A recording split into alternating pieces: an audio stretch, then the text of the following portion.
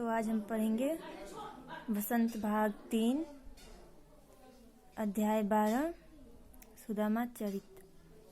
इसके सुदामा चरित के लेखक पोएम के राइटर जो हैं नरोत्तम दास हैं। और अब कविता का परिचय करते हैं। सुदामा चरित जो है प्रस्तुत कविता श्री कृष्ण और सुदामा जो है उनके मित्रता को इसमें दिखाया गया है। सुदामा द्वारिकाधीश श्री कृष्ण के बाल सखा होते हैं, साथ साथ में पढ़े होते हैं दोनों लोग। बचपन से साथ पढ़ने वाले सुदामा अपने गृहस्थ जीवन में अत्यंत गरीब हो गए थे और जो कृष्ण थे वो द्वारिकाधीश मतलब द्वारिका के राजा हो गए थे। अब कवि के जीवन परिचय के बारे में बता रहे हैं आपको हम। जो कवि हैं नरोत्तम दास, इनका नाम, इनकी रचना सुदामा चरित जो है, ये जो कविता है इसकी वजह से ये लोकप्रिय हो गए थे। ये जो कविता है इन्होंने ब्रज भाषा में लिखा था और इसी की वजह से उन्होंने प्रसिद्धि हासिल की थी। कविता के बारे में हम आपको बताएंगे। सुदामा चरित ये कविता का नाम है। शीस पगा न झगा तन में प्रभु जाने को वही बसे के ही ग्रामा।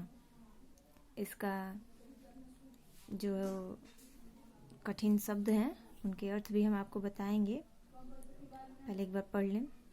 धोती फटी सी लटी दुपटी अरु पाय उपान को नहीं सामा। द्वार खरो द्विज दुर्बल एक रह्यो चकिसो वसुधा अभिरामा। पूछत दीन दयाल को धाम बतावत आपनो नाम सुदामा। अब इसके कठिन शब्द में जैसे कि शीस है, शीस यानी सिर, हेड बोलेंगे इसको। और पगा यानी पगड़ी, ट्रुबन, इसको इंग्लिश में ट्रुबन बोलते हैं। जगह का मीन्स मतलब लिखेंगे वस्त्र, क्लॉथ्स। जगह मीन्स यहाँ पे क्लॉथ्स।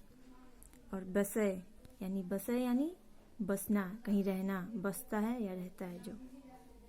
केही का मतलब यहाँ पे होगा कोई, मतलब जैसे किसी के लिए केही मतलब कौन सा, किसे, ऐसे के वर्ड्स होते हैं तो यहाँ पे कौन सा यूज करेंगे हम लोग। ग्रामा यानी गांव से है, यहाँ पे गांव लिखेंगे ग्रामा का।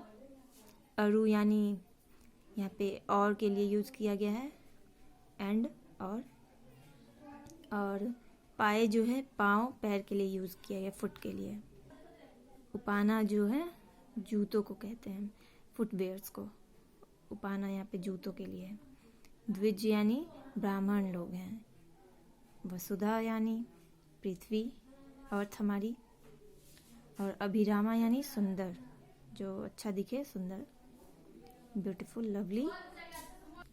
दीनदयाल यानी श्री कृष्ण को यहाँ पे बताया गया है। दीनदयाल उन्हें श्री कृष्ण को ही बोलते हैं। और धामा यानी आवास को बोला गया है, जहाँ पे श्री कृष्ण रहते हैं, आवास उनका। बतावत यानी बता रहे हैं कुछ, मतलब जो भी बता रहे हैं इसलिए बतावत यूज हुआ यहाँ पे। आपनो यानी अपना, नाम सुदामा बता रहे हैं। तो यहाँ पे व्याख्या मतलब स्टार्ट करेंगे अभी। जो अभी पैराग्राफ हमने पढ़ा है उसका व्याख्या। तो अपने बचपन के मित्र श्री कृष्ण से कुछ मदद की आस में जब फटे हाल सुदामा द्वारका पहुंचकर वहां की चौका चौथ देखकर आश्चर्यचकित हो जाते हैं। श्री कृष्ण के महल पर उपस्थित द्वारपाल जो है सुदामा की ऐसी दीन दशा, मतलब उनकी हालत को देखकर उन्हें द्वार पर रोक देते हैं। और सुदामा के आने पर, मतलब सुदामा जब आते हैं वहाँ पे तो उनकी सूचना देते हैं। श्री कृष्ण से कहते हैं कि प्रभु, द्वार पर एक आदमी आया है जिसके सिर पर न तो पगड़ी है न ही पूरे वस्त्र हैं शरीर पे। पता नहीं वह किस गांव का रहने वाला है, मतलब कहीं से आया है, पता नहीं है कौन है, कैसा है। सही से कपड़े भी नहीं पहने हैं उसने, सर पे पगड़ी नहीं है, वस्त्र पूरे नहीं हैं, उसकी धोती फटी हुई है फटी धोती को छिपाने के लिए बार बार मोड़ रखा है, मतलब उसको छुपाने के लिए धोती जहाँ फटी है उसको मोड़ रखा है। कंधे पर उसके दुपट्टा है, यहाँ पे हमने पढ़ा था, दुपट्टा है उसके कंधे पर। और उसके जूते खरीदने की क्षमता नहीं है, मतलब फटी हुई है, जूते हैं नहीं, उसके खरीदने की क्षमता नहीं दिख रही है उसके जूतों की, क्योंकि वो जूता पहना नहीं है। द्वार पे जो एक दुर्बल ब्राह्मण की तरह दिखाई देने वाला एक व्यक्ति जो आया है, यहाँ द्वारिका की सुंदरता और राजभवन को इतने अच्छे से सजे हुए द्वारका को देख के आश्चर्यचकित है, देख रहा है। वह आपका श्री कृष्ण निवास स्थान पूछते हुए अपना नाम सुदामा बता रहे हैं। वह आपका पूछ रहे कि आप कहाँ रहते हैं, आपका निवास स्थान कहाँ है श्री कृष्ण का, और आपका दोस्त बता रहा है, आपका मित्र सुदामा अपना नाम बता रहा है। इस पैराग्राफ में यही है। जैसे यहाँ है शीश पगाना जगह तन में प्रभु, मतलब यहाँ पे बताया गया है कि उनके जो श्री कृष्ण के नौकर हैं वो उनसे बता रहे हैं श्री कृष्ण से कि उसके सिर पे ना पगड़ी है, न तन पे पूरा वस्त्र है।